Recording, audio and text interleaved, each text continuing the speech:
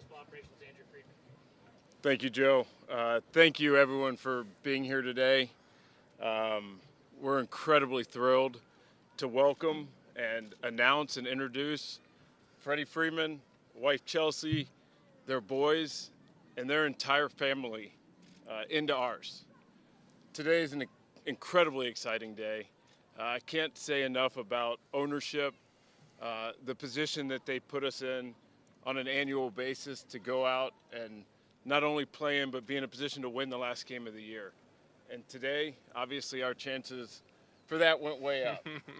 And so with that, it is my pleasure to formally introduce Freddie Freeman. Thank you.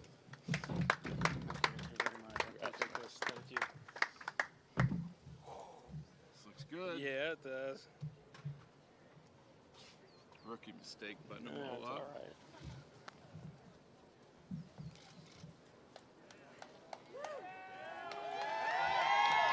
It's official.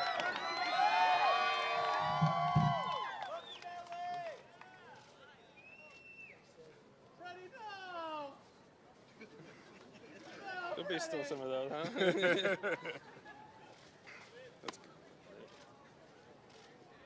All the time we spent preparing for him, I don't know what we're going to do with our extra time. We have so much extra time.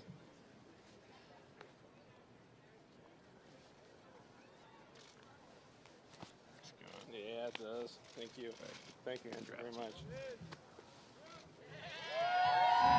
Turn around, give him some love.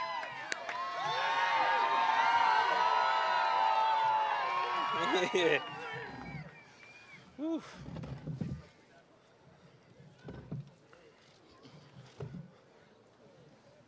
Freddie, first, just welcome to the Thank you. Dodgers. It came down to a few different offers at the end. Why was the Dodgers the right fit for you? Well, I think everyone knows that my story. I am from Southern California, so when it came down to picking a team at the end, I have a 67-year-old dad and I got an 86-year-old grandfather that's not going to be able to watch me play every single day. So that was one of the leading factors. And then just talking with Andrew and Doc before the lockout, and then getting to talk to him a little bit more as the process went on when it was lifted, just how much family means to them is obviously a huge factor in my decision. And being home and getting to play in front of my family, that was what made me decide to be a Dodger. And Andrew, from your side, just why was it so important to make this deal official and get Freddie Freeman as a Dodger?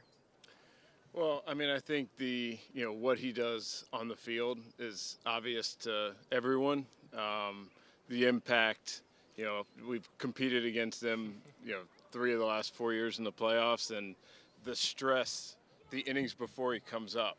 The lineup kind of orbits around him, and you're like, okay, if we get the 7-hole hitter out here, it gives us a chance to not have to face Freddie the next inning. So, obviously, the impact he has in the lineup, what he does in the field, his desire to play 162, how much he cares about winning, all of that is obvious and goes without saying. But I think anytime you're making an investment of this magnitude, I think the human, the family, talking to him, just how much that came through, you see it from afar.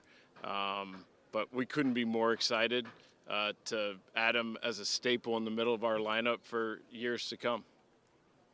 And Freddie, knowing the relationship you have with your family, what was the first thing your dad said to you when the decision became official? Well, when the last week has been a little bit of a whirlwind, so we've been we didn't know when it was going to happen. We've been talking for a few days, so my dad was coming over every single night into my house, seeing if we'd get the call and get it settled. So it's so exciting, to be able to come home. I grew up here. I went to Medina High School in Orange, and now I'm going to be playing very close to there again. So it's just, family is everything to me. And, we got the deal done after my dad had already gone home, though. So I had to call him on FaceTime and told him it was a done deal. But it's been special. The last week has been, I think we're all humans here. It's been a whirlwind, for all of us as a family. So, but I don't want to be anywhere else right now. This is home.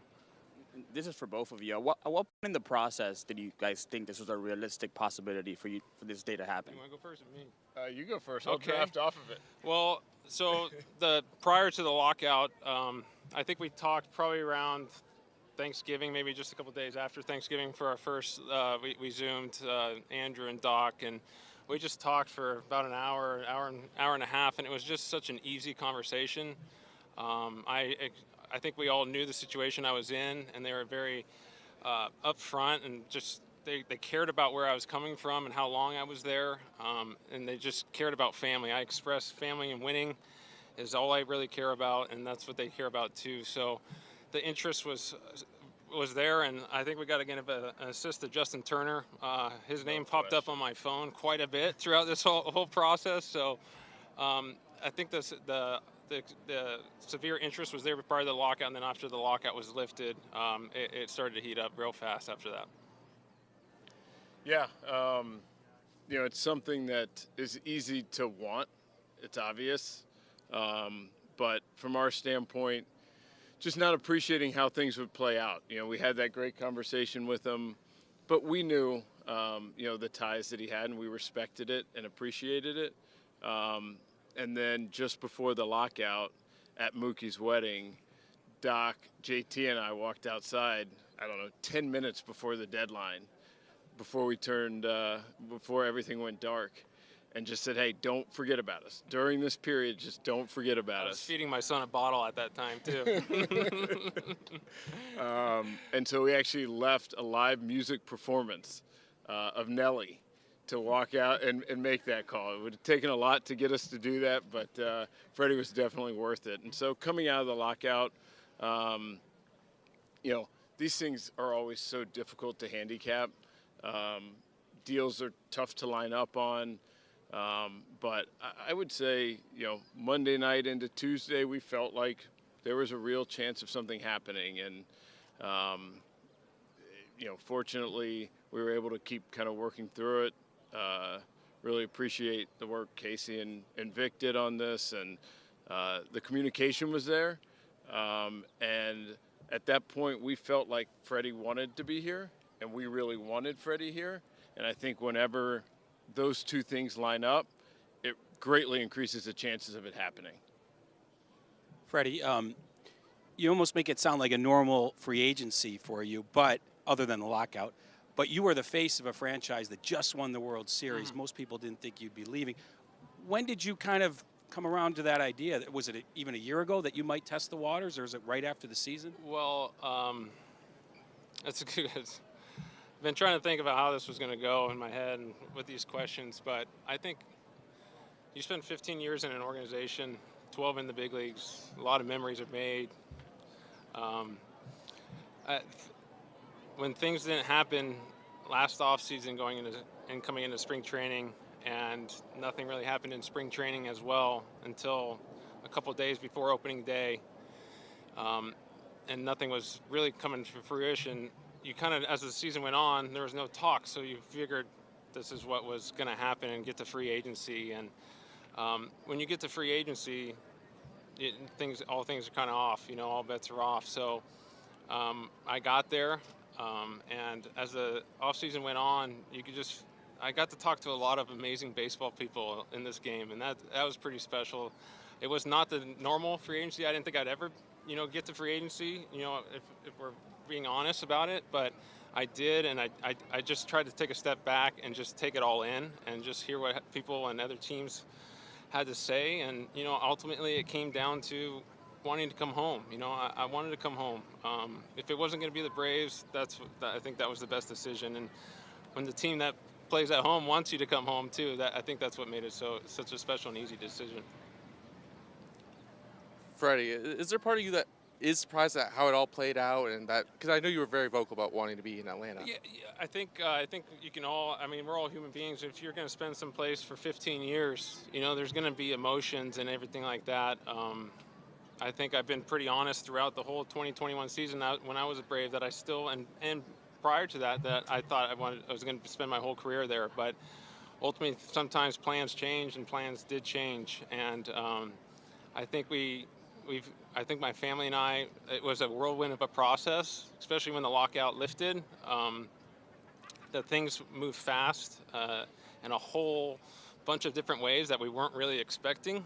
I think we can all just say that as the truth. So ultimately, you just never knew how it was going to play out in free agency. But once you got there, things started going, and then when the lockout lifted, they made their decision to make the trade, and then at that point, it was just time to come home. Andrew, did you have a sense going into the offseason that getting Freddie would be a possibility, or were you kind of expecting that he would end up back in Atlanta, and kind of when did it hit you that, okay, there's something serious there that you guys can pursue? Yeah, again, it's obvious, the desire, that part's easy. The likelihood, I think going into the offseason probably felt like it was pretty slim, just for a combination of different reasons. But after the conversation, the Zoom we had, it wasn't surprising in that we knew a lot about Freddie, his family, like in the digging and understanding. So the conversation wasn't enlightening in that way, but I think there was a connection, just kind of shared interests, values, desires, that definitely strengthened it on our end. And still thinking it wasn't all that likely. I don't know exactly how to handicap it. And even coming out of the lockout, the first call I made was to Kirsch, and then after that was to Casey, who represents both guys, and so brought it up immediately, but not really knowing what all was going on the other side.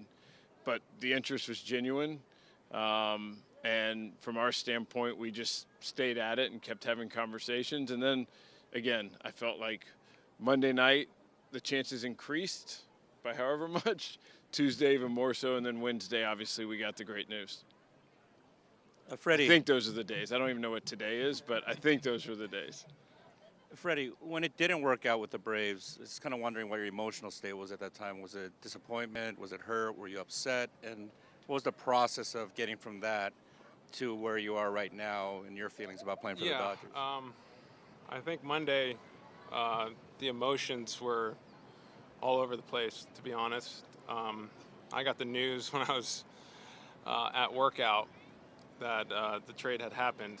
I had no idea that was going to happen or anything like that. So when I got told, the emotions were all over the place. We're all human. When you spend someplace for 15 years and you see that chapter had got closed right then and there, that I was all over the place. I didn't really speak for a couple hours, just trying to figure it all out, like what was going on. So the emotions have gone all over the place. And then a couple of days later, we started talking, and then the excitement creeped in, the excitement to be able to come home. And when that door got closed, there was a couple of other teams that made a strong push at the end, but ultimately talking to Chelsea, and, Charlie was pretty excited to be a Dodger too. So we just wanted to, we wanted to come home when that door got closed. So my family's going to get to watch me play every day like 15 years ago. So this is pretty special. What'd you make of Antopoulos' tears? Antopoulos' tears. I saw him. Yeah, that's all I'll say. And Andrew, just one quick question for you. Between Betts and now with Freeman, you have two guys that are going to be kind of signed, right, like long term. Obviously, Urias, Buehler coming up in the coming years. How much, I guess, your ability to maybe do this is kind of a reflection of what you have in the minor league system and your belief that, you guys will be able to make up a decent amount of your roster, from the players that you have in-house right now? Yeah, I mean, we talk about this a lot. I think you look back over the last 10, 15, 20 years, and there are a lot of large revenue teams who've had success and then fallen off a cliff. And what's really difficult is to be able to sustain it over an extended period of time. And I think having the right people, having the right core, and then having a scouting and player development group, our pro staff, the moves we've been able to make to continue to augment. You look at the last 5 years, there's been a decent amount of roster turnover, as there is everywhere, and only made possible for us to stay at the level we have and to have the future outlook that we have is ownership and then our baseball operations staff and the work that they do has put us in position where I could argue that the next 5 years outlook is better than what we accomplished over the previous 5.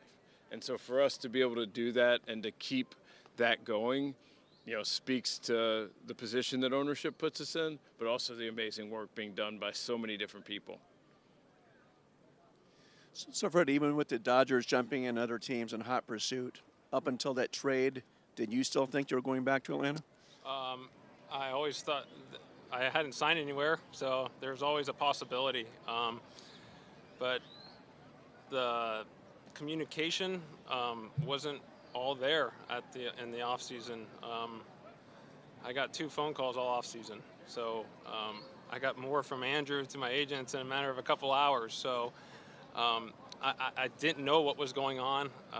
I got one call the day before the lockout of a checking in, and I got one call when the lockout was lifted, just checking in. So I don't know how to interpret that, but that's just the reality of what was going on. So when the Dodgers and other teams expressed interest and wanted to communicate and want to get me here, that was huge for me.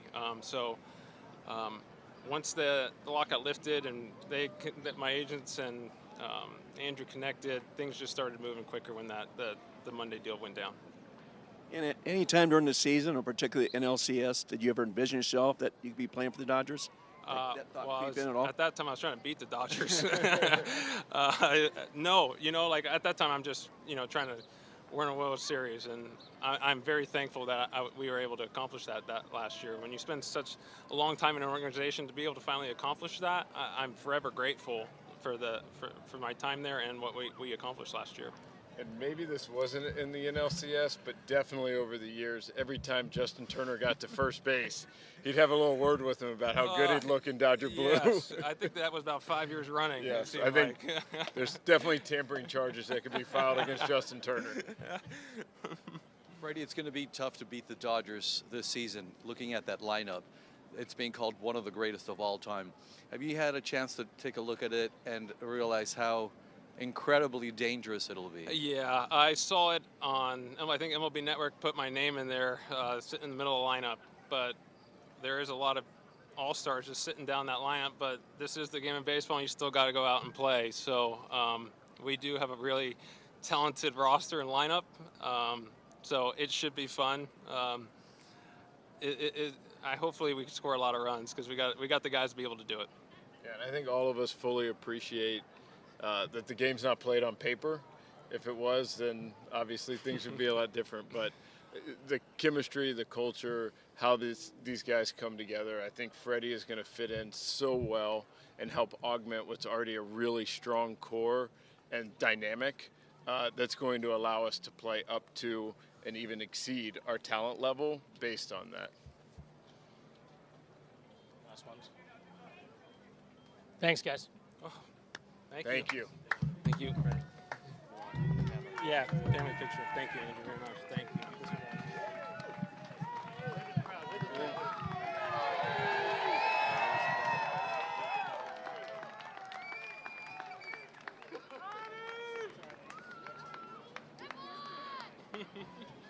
Charlie, we can take one more picture? Where do you want us to?